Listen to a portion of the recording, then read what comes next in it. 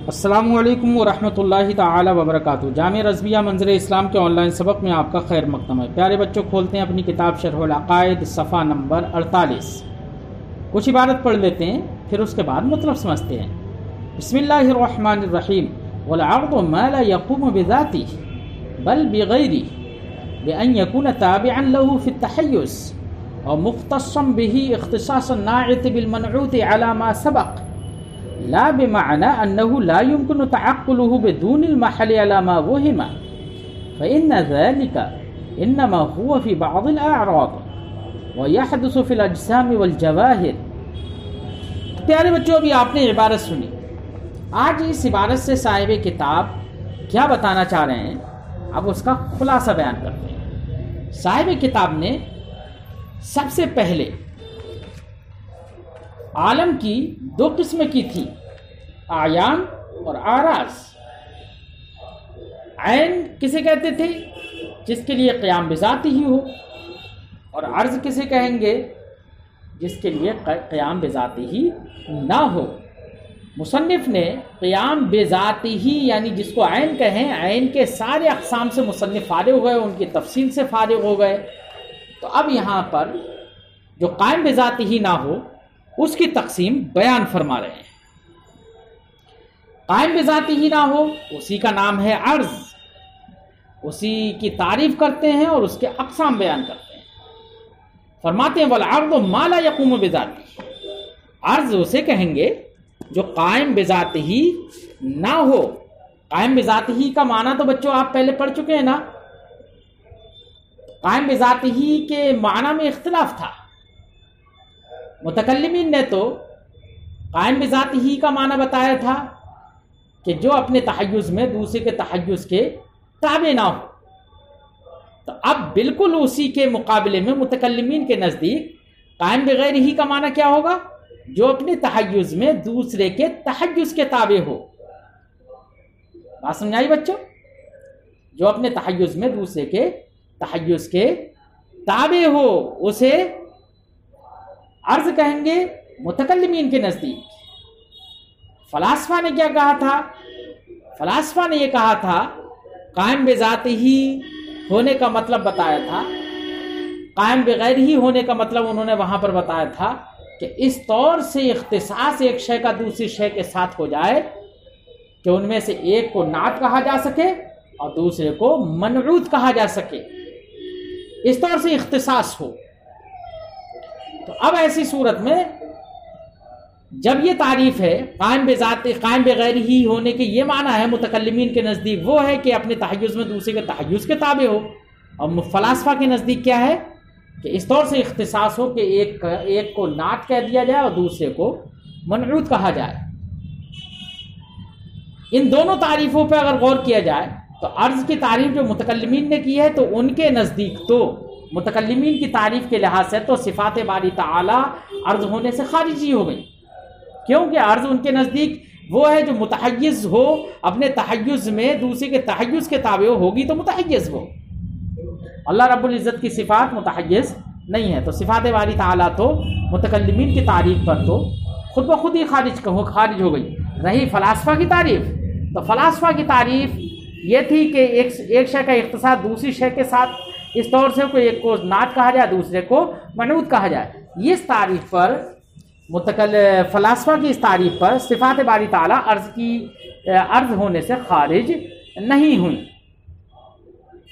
جب عرض ہونے سے خارج نہیں ہوئی تو اب اگر صفت کی عرض ہونے سے خارج کرنے کے لیے کسی قید کی لگانے کی ضرورت پڑے گی صفات باری تعالی کو خارج کرنے کے لیے، تو اگر فلاسفہ کی تعریف کا اعتبار کیا جائے تو پھر مصنف کا قول جو آگے آ رہا ہے وَيَحْدُثُ فِي الْأَجْسَامِ وَالْجَوَاهِرِ، کہ عرض وہ ہے جو قائم بذات ہی نہ ہو اور اجسام اور جواہر میں وہ پیدا ہو،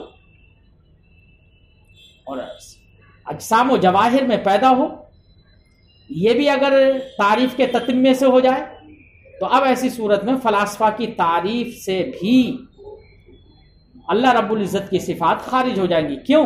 اس لیے کہ اللہ رب العزت کی صفات کا اختصاص ذات کے ساتھ تو اس طور سے ہے کہ ایک کو موصوف اور دوسری کو صفت کہا جا رہا ہے۔ لیکن وہ اجسام و جواہر میں پیدا نہیں ہوتی ہیں، اس لیے وہ عرض ہونے سے فلاسفہ کی تعریف سے بھی خارج ہو جائیں گے۔ لہذا جو لوگ فلاسفہ کی تعریف کا اعتبار کرتے ہیں اور اسے مانتے ہیں، تو جیسے سید شریف جرجانی علیہ رحمت و رضوان نے فلاسفہ ہی کی تعریف کا اعتبار کیا، تو اگر جو لوگ اس تعریف کا اعتبار کرتے ہیں تو ان کے نزدیک عرض کی تعریف سے، عرض ہونے سے صفات الہیہ کو خارج کرنے کے لیے یہ عرض کی تعریف میں یہ قید لگانا پڑے گی، وَيَحْدُثُ فِي الْأَجْسَامِ وَالْجَوَاهِرِ، جب یہ قید لگانا پڑے گی تو یہ يَحْدُثُ فِي الْأَجْسَامِ وَالْجَوَاهِرِ یہ تتمہ تعریف سے ہوگا۔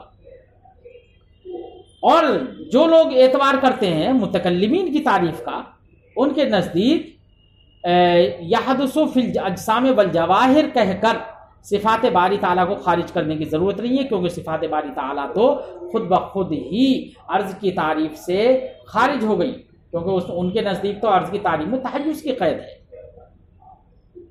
تو جو لوگ متکلمین کی تعریف کا اعتبار کرتے ہیں ان کے نزدیک یحدث فی الاجسام والجواہر یہ تتمہ تعریف سے نہیں ہوگا، بلکہ عرض کا ایک حکم ہوگا، اور حکم کا بیان ہوگا، حکم کی وضاحت ہوگی، یہ کہ گویا کہ اس کے ذریعے سے مصنف نے عرض کے حکم کی وضاحت فرمائی ہے، عرض کا حکم بیان فرمایا ہے۔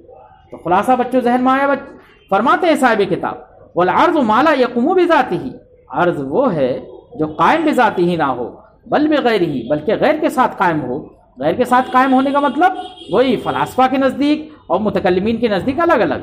تو متکلمین کے نزدیک یہ کہ بأن يكون تابعا له في التحيز، بئی طور کہ وہ اس غیر کے تابع ہو تحیز میں، اور مختصم بھی، یہ متکلمین کے نزدیک ہو گیا، اور مختصم بھی اختصاصا ناعت بالمنعوت، یا اس طور سے اختصاص ہو کہ ایک شے کا دوسری شے کے ساتھ اس طور سے اختصاص ہو کہ مختصم بھی اس کے ساتھ مختص ہو غیر کے ساتھ، اختصاصا ناعت بالمنعوت، ایسا اختصاص جیسے کہ ناعت کا اختصاص منعوت کے ساتھ ہوتا ہے، یہ فلاسفہ کے نزدیک علامہ سبق، جیسے کہ اس کی وضاحت اس سے پہلے گزر چکی ہے۔ لا بمعنی، اچھا یہی دو تعریفیں ہیں۔ کچھ لوگوں نے یہاں پر ایک اور وہم کر لیا، بعض متکلمین اس بات کی طرف چلے گئے کہ شے کا قیام بالغیر ہونے کا مطلب یہ ہے کہ بغیر محل کے اس کا تعقل اور تصور ہی نہ ہو، محل کے بغیر تعقل اور تصور ہی نہ ہو۔ کچھ لوگوں نے یہ تعریف کر دی، قائم بغیر ہی کا مطلب یہ بتا دیا۔ صاحب شرح اس قول کی تردید کرتے ہیں، کہتے ہیں کہ اگر قائم بغیر ہی ہونے کا معنی یہ بتایا جائے کہ اس کا تصور محل کے بغیر نہ ہو، تعقل محل کے بغیر نہ ہو، تو یہ تعریف، یہ معنی تمام اعراض کے اندر تو صادق نہیں ہو سکتا۔ ہاں کچھ اعراض میں صادق ہوگا، کیونکہ اعراض دو قسم کے ہوتے ہیں، ایک اعراض نسبیہ اور ایک اعراض غیر نسبیہ۔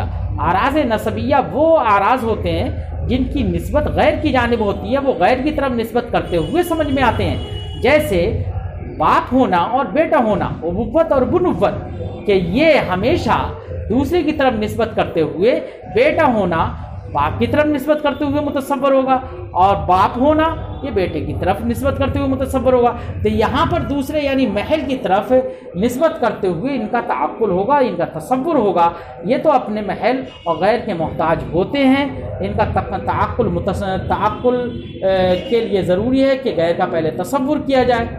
لیکن اعراض غیر نسبیہ جن میں غیر کی طرف اضافت اور نسبت نہیں ہوتی ہے، جیسے علم ہے، جہل ہے، وغیرہ وغیرہ، تو ان میں ان اعراض میں یہ تعریف اور یہ معنی صادق نہیں آئے گا۔ اس لیے جن لوگوں نے یہ معنی بیان کیا ہے ان کا یہ وہم ہے۔ فرماتے ہیں لا بمعنی، اس معنی کا عرض کا قائم بغیر ہی کا معنی یہ نہیں ہے کہ انہ لا یمکن تعقلہ بدون المحل، کہ اس کا تعقل بغیر محل کے ہوتا نہیں ہو نہ سکتا ہو، علامہ وہمہ، جیسے کہ اس کا وہم کر لیا گیا ہے۔ فإن ذلك انما هو في بعض الاعراض، کیونکہ یہ والا معنی تو بعض اعراض میں صحیح ہوگا۔ وَيَحْدُثُ فِي الْأَجْسَامِ وَالْجَوَاهِرِ، اور عرض یہ پیدا ہوتا ہے، یہ پیدا ہوتی ہیں اجسام اور جواہر میں۔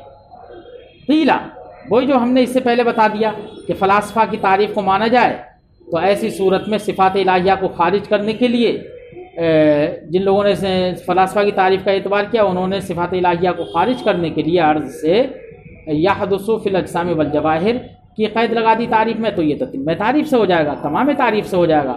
اور جن لوگوں نے اعتبار کیا ہے کس کا؟ متکلمین کی تعریف کا، تو ان کے نزدیک یہ قید لگانے کی ضرورت نہیں ہے، کیونکہ صفات الہیہ تحیز کی قید ہی سے خارج ہو چکی ہیں پہلے عرض ہونے سے، لہذا ان کے نزدیک یہ بیان حکم ہوگا۔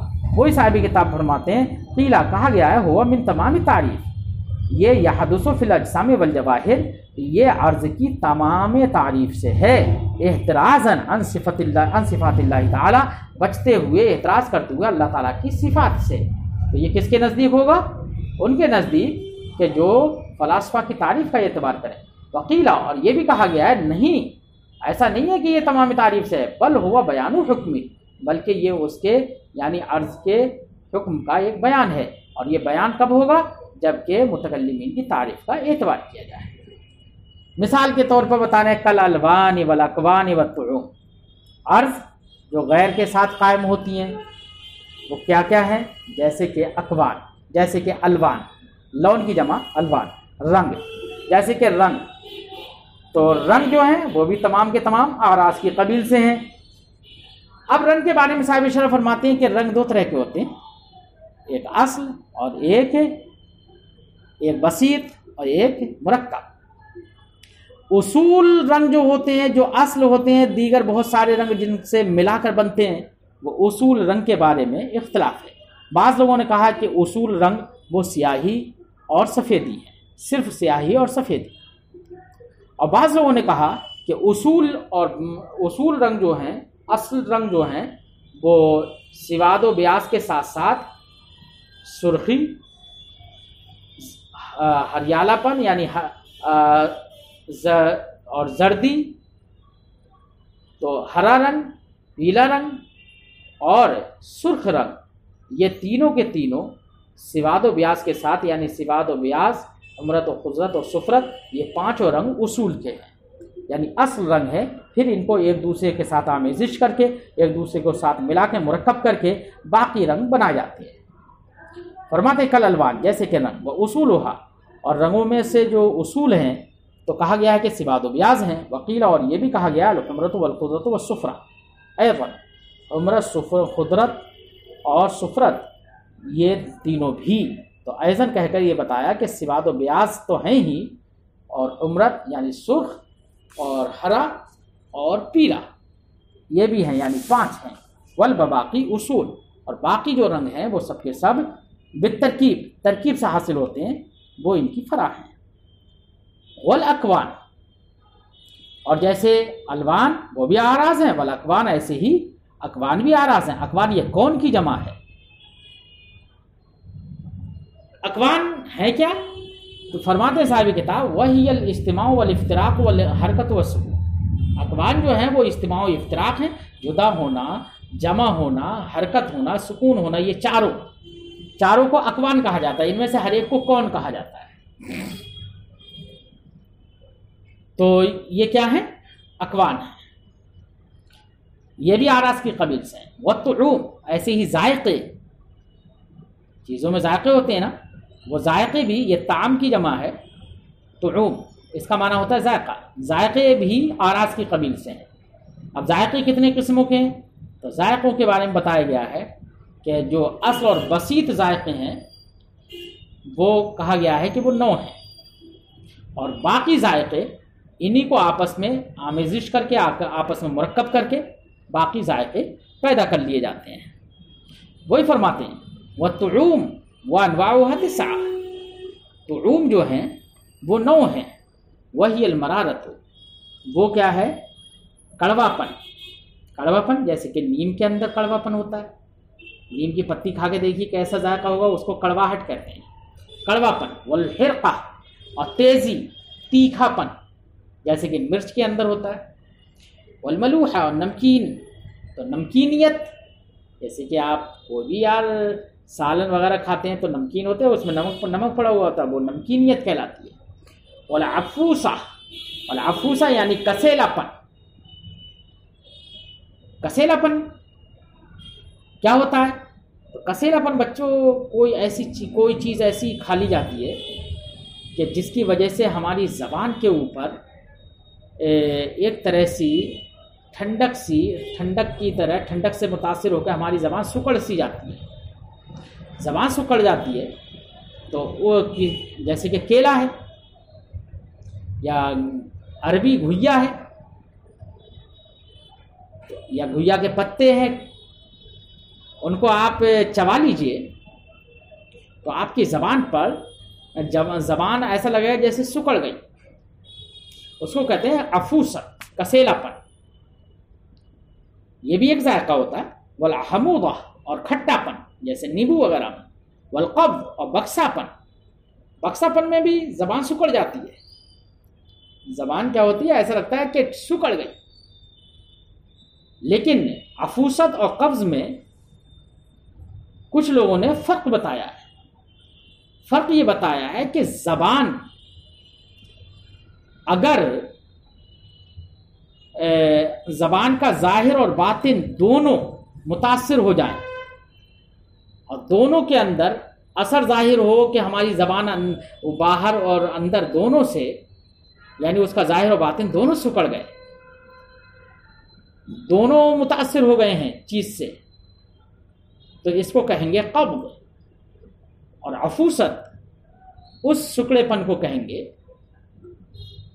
جبکہ ہمارے زبان کا ظاہر صرف متاثر ہو اور اس کا باطن متاثر نہ ہو. ظاہر متاثر ہونے اور باطن متاثر ہونے میں فرق یہ تب سمجھ میں آئے گا جبکہ کوئی چیز آپ ایسی کھائیں جیسے کہ کچا کیلا ہے، آپ منہ پر رکھیں گے، زبان پر رکھیں گے، تو وہ زبان پر رکھنے سے آپ کی زبان عجیب سی لگے گی، جو ذائقہ زبان پر ہوگا وہ عجیب سی تو لگے گی زبان. لیکن اب اس کو آپ کچے کیلے کو کھائیں گے تو وہ آرام سے آپ کے حلق سے نیچے تو اتر جائے گا. یعنی ظاہری زبان تو متاثر ہوتی ہے لیکن اندرونی طور پر اس سے تاثر نہیں ہوتا ہے. ہاں اگر وہیں پر آپ عربی یعنی گھویا کے پتے کچے آپ چبا لیں تو آپ کی زبان، بچوں زبان کا ظاہر تو متاثر ہوگا ہی اور اس کا باطن بھی متاثر ہوگا. باطن کے متاثر ہونے کا مطلب یعنی اگر اس کو نگلنا چاہیں گے تو آپ کی زبان حلق سے نیچے نہیں اترے گا، اتنی اس میں اتنی پریشانی سے محسوس ہونے لگتی ہے. تو اسی کو کہیں گے کہ ظاہر و باطن دونوں میں سکڑا پن ہو گیا زبان میں. والحلاوہ، اور مٹھاس. وتسومہ، اور چکناہٹ. وتفاہہ، اور پھیکا پن. یہ 9 ذائقے اصل ہیں، بسیط ہیں، پھر ان کو آپس میں مرکب کر کے بے شمار ذائقوں کی قسمیں پیدا کر لی جاتی ہیں. فرماتے ثم یحصل بحسب الترکیب انواع لا تحصى. پھر ترکیب کے اعتبار سے اتنی قسمیں پیدا حاصل ہو جاتی ہیں لا تحصى، جن کا شمار نہیں ہو سکتا. تو الوان ہیں، اکوان ہے، طعوم ہے، یہ سب کے سب کیا ہیں؟ اعراض ہیں. والروائح، ایسے ہی رائحۃ کی جمع ہے روائح، اس کا معنی ہوتا ہے بو. ایسی بوئیں جو ہوتی ہیں وہ بھی اعراض کے قبیل سے ہیں. بوؤں میں بھی انواع کثیرہ، کہتے ہیں بوئیں بہت ساری قسم کی ہیں. تو یار آپ ایک عطر والے کی دکان میں بیٹھ جاؤ اور اگر 10-20 پر کتنے عطر دیکھو گے اس کے پاس، ہر ایک کی کچھ نہ کچھ بو الگ ہوتی ہے. سمجھ میں نہیں آتا کتنی بو کی قسمیں ہیں. اس لیے صاحب کتاب فرماتے ہیں انواع کثیرہ، اس کی بوئیں بے شمار ہیں، بہت زیادہ ہیں، بہت زیادہ ہیں. لیست لہا اسماء مخصوصہ، ان بوؤں کے کوئی خاص نام نہیں ہے کہ کہا جائے کہ یہ ایسی بو کا کوئی خاص نام رکھ دیا جائے. مخصوص نام نہیں ہیں بوؤں کے، بلکہ بوؤں کے نام جو ہیں وہ 3 طریقے پر رکھ دیے جاتے ہیں، 3 اعتبار سے رکھے جاتے ہیں. کبھی تو بو کا نام منافرت اور ملائمت کی وجہ سے رکھ دیا جاتا ہے، یعنی جو بو طبیعت کو اچھی لگتی ہے اس کو طیب کہتے ہیں، اور جو طبیعت کو بری لگتی ہے، جس سے طبیعت متنفر ہوتی ہے، اس کو کیا کہتے ہیں؟ بدبو کہتے ہیں. بات سمجھ آئی بچوں؟ ایسے ہی کبھی کبھی بوؤں کا نام اس کی مقارنت کے اعتبار سے رکھتے ہیں. جو اس میں ذائقہ ہوتا ہے. تو کسی چیز میں جو ذائقہ ہوتا ہے اس ذائقے کی مقارنت اور مناسبت سے بھی بو کا نام رکھ دیتے ہیں. جیسے کوئی چیز میٹھی ہے تو اس میں جو بو آتی ہے تو کہتے ہیں کہ یہاں پر میٹھی میٹھی خوشبو ہے، میٹھی میٹھی بو ہے. اور کوئی چیز کھٹی ہے تو کہا جاتا ہے کھٹی کھٹی بو ہے. اور تیسرا یہ کہ کبھی کبھی بوؤں کا نام ان کے محل کی طرف نسبت کرتے ہوئے رکھ دیتے ہیں.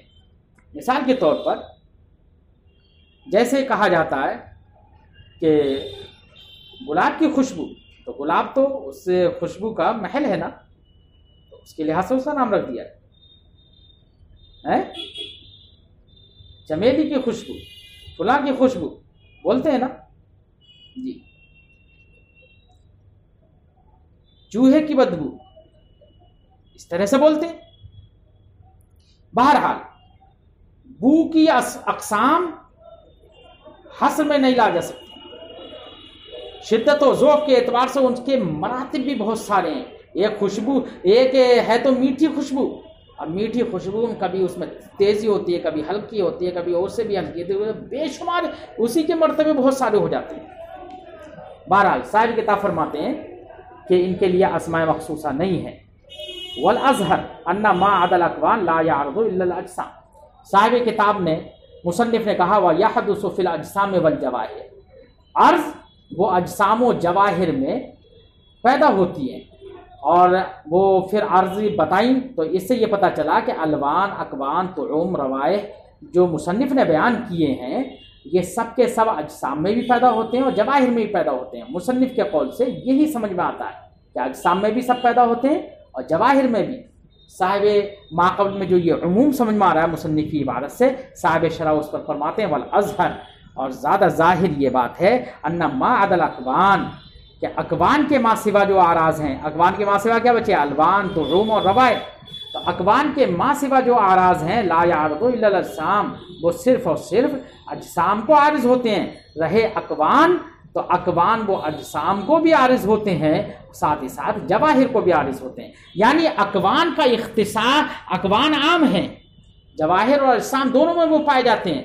رہے الوان، طعوم اور روائح، یہ تین آراز تو یہ صرف اور صرف اجسام میں پائے جاتے ہیں، جواہر میں پیدا نہیں ہوتے ہیں. مصنف کے قول سے سمجھ میں آیا کہ سب کے سب میں پیدا ہوتے ہیں، لیکن ظاہر یہ ہے کہ اکوان کے ما سوا جو ہیں الوان و طعوم اور روائح وہ تو اجسام میں پیدا ہوتے ہیں اور اکوان سب میں پیدا ہے. فرماتے ہیں والازہر، زیادہ ظاہر بات یہی ہے انما عدا الاکوان لا يعرض الا الاجسام، اکوان کے ما سوا جو آراز ہیں وہ عارض نہیں ہوتے ہیں مگر اجسام کو. وَإِذَا تَقَرَّرَا، تو جب یہ بات سمجھ میں آ گئی کہ عالم کی دو قسمیں ہو گئیں، عین اور عرض، اور عین و عرض کے اقسام بھی آپ نے سمجھ لیے، جب یہ بات سب واضح ہو گئی ان العالم اعیان و اعراض، جب یہ بات متقرر ہو گئی، ثابت ہو گئی کہ عالم کی دو ہی قسمیں اعیان اور اعراض، عالم پورا منحصر ہے اعیان و اعراض میں. والاعیان اجسام و جواہر، اور یہ بھی معلوم ہوگا کہ اعیان کی دو ہی قسمیں اجسام اور جواہر ہیں، اور اعراض کی بھی قسمیں ہمیں معلوم ہوگی کہ اعراض کیا ہیں اور اعراض کی قسمیں کتنے ہیں. جب یہ سب باتیں معلوم ہو گئی فنقول، تو ہم کہیں گے الکل حادث، سب کے سب حادث ہیں، اعیان و اعراض سب کے سب حادث ہیں. اما الاعراض، اعراض کیوں حادث ہیں؟ فبعضها بالمشاہدہ، تو بعض اعراض کا تو حدوث ہمیں مشاہدے سے معلوم ہو جاتا ہے. کیسے؟ ابھی دیکھیے ہماری انگلی یا آپ کے سامنے جو کتاب رکھی ہوئی ہے بالکل ساکن ہے. ساکن ہے تو اس کا مطلب کیا ہوا؟ اس کو سکون عارض ہے. اور سکون کیا ہے؟ ایک عرض ہی تو ہے.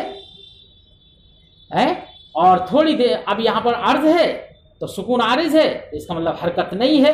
حرکت کا عدم ہو گیا نہیں ہو گیا؟ حرکت کا عدم ہوا، اور جس چیز کا عدم ہو جائے وہ حادث ہوتی ہے، اس کا قدم نہیں ہو سکتا. ایسے ہی اب آپ کتاب کو پکڑے اور ہلانے لگے تو حرکت کرنے لگی، اب حرکت ہو گئی تو اب سکون ختم ہو گیا. جب سکون ختم ہوا تو سکون پر عدم طاری ہو گیا اب، اور جس پر عدم طاری ہو وہ حادث ہوتی ہے، فانی ہوتی ہے، وہ قدیم نہیں ہوتی ہے. کیوں؟ جس کا قدم ثابت ہوتا ہے اس پر عدم کبھی طاری نہیں ہوتا. یہاں پر عدم طاری ہو رہا ہے. تو ہم دیکھ رہے ہیں نا بچوں کہ یہاں پر سکون ہے، یہاں پر حرکت ہے، یہ جو ہم دیکھ رہے ہیں. اور اس سے پہلے یہ سکون نہیں تھا، یہ جو حرکت اب ہم نے پیدا کر دی، اس سے پہلے یہ حرکت نہیں تھی، اب پیدا ہوئی ہے، تو یہ حدوث سمجھ میں نہیں آ گیا؟ تو بعض آراز کا حدوث مشاہدے سے ہوتا ہے، جیسے کہ حرکت بعد سکون، سکون کے بعد جو حرکت پیدا ہوئی تو مشاہدے سے معلوم ہوا کہ ابھی پیدا ہوئی ہے۔ وَضَوْ بعد ظلمہ، ایسے ہی نور کے بعد، وہ تاریکی کے بعد روشنی کا ہونا، سمجھ میں آ گیا کہ روشنی ابھی پیدا ہوئی ہے، اس کے وقت کے لیے ابتدا ہے۔ وَالسِّوَادُ بعد الْبِيَاضِ، ایسے ہی سفیدی کے بعد سیاہی کا ہونا، سیاہی کا پیدا ہو جانا، یہ بھی اس کا بھی حدوث ہمیں مشاہدے سے معلوم ہے۔ وَبَعْضُهَا بالدلیل، اور بعض اعراض کا حدوث ہمیں دلیل سے معلوم ہے۔ دلیل سے کیسے؟ کہ بھائی حرکت کے سکون کے بعد حرکت کا وجود ہوا، تو حرکت ابھی پیدا ہوئی ہے، تو اس کا تو حدوث ہمیں کس سے معلوم ہو گیا؟ مشاہدے سے۔ لیکن سکون تو پیدا نہیں ہوا ہے ابھی، سکون تو ختم ہوا ہے نا، تو ختم ہوا تو حرکت کی جو ضد سکون ہے تو اس کا عدم ہوا ہے، تو عدم کا طریان ہوا ہے، عدم کا طاری ہونا یہ دلیل ہے اس کے حادث ہونے کی۔ وہی فرماتے ہیں وَبَعْضُهَا بالدلیل، اور بعض کا حدوث دلیل سے معلوم ہے، وَهُوَ طَرْيَانُ الْعَدَمِ، اور وہ ہے عدم کا طاری ہونا، کما فی ازداد ذالکہ، جیسے کہ جو ہم نے مثالیں دی ان تمام کی ضدوں میں۔ فإن القدم ينافي العدم، کیونکہ قدم وہ عدم کے منافی ہوتا ہے، یہاں پر عدم طاری ہوا، یہ اس بات کی دلیل ہے کہ قدم نہیں ہے، کیونکہ جو قدیم ہوگا اس پر عدم کبھی طاری نہیں ہوتا ہے۔ بچوں آج کی گفتگو یہیں پر ختم کرتے ہیں۔ السلام علیکم ورحمۃ اللہ تعالی وبرکاتہ۔